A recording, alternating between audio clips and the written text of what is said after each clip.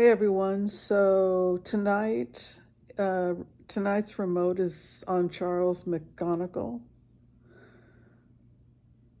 I don't know a lot about this case. I just wanted to get into the mind of Charles McGonigal,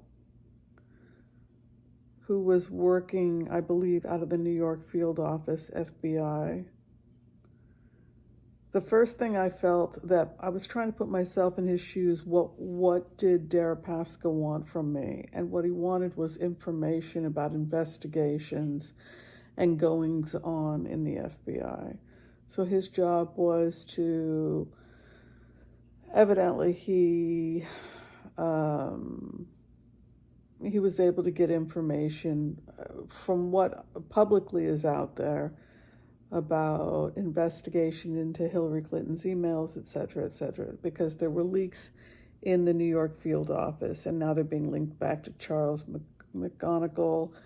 And then Deripaska got the information and then passed it on to Adam Waldman, who then weaponized it.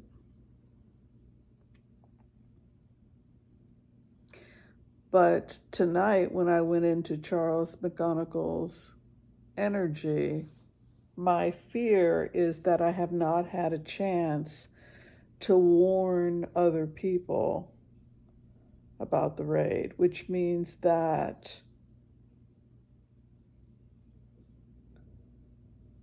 if you know you're going to be raided, you can destroy documents. If you know you're going to be raided, you can tell other people that you're working for that you're going to be raided.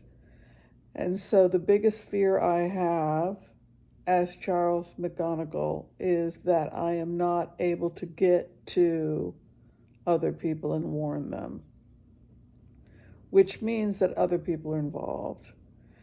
And it means that documents are out there, and that when the feds swooped in, they swooped in such a way where he couldn't warn other informants. So when you go into this energy of Charles McGonigal, you see documents and links to other informants and his inability to call them and warn them and give them the heads up. And that is his biggest fear. His biggest fear isn't just the evidence against him, but the fact that he was not able to warn other people. The other thing is that helping win the 2016 election wasn't the only thing that he did. What he also did was he and other FBI informants are leaking information to Deripaska and other people about ongoing investigations.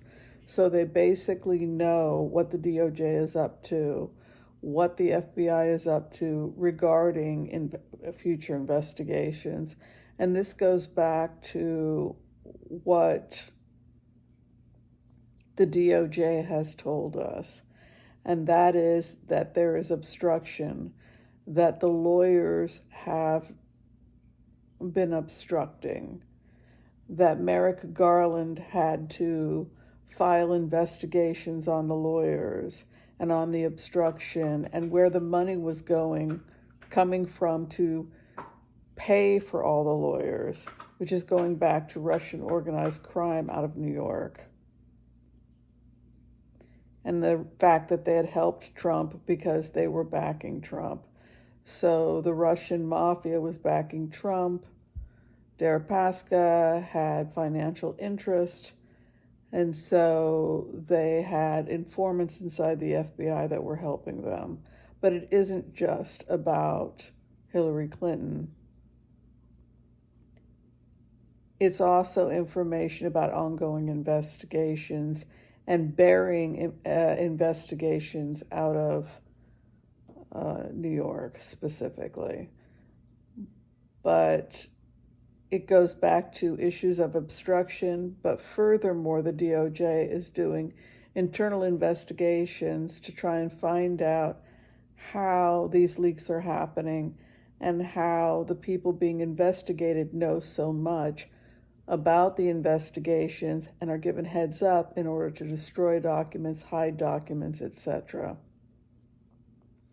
Because when I am Charles McGonigal, my biggest concern is that I cannot call people, warn them, and get them to destroy documents.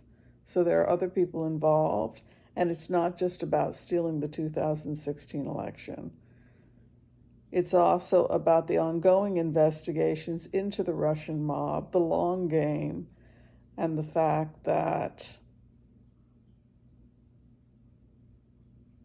it is currently obstructing the DOJ's prosecutions. All right, thank you everybody for listening, and we'll see you next time.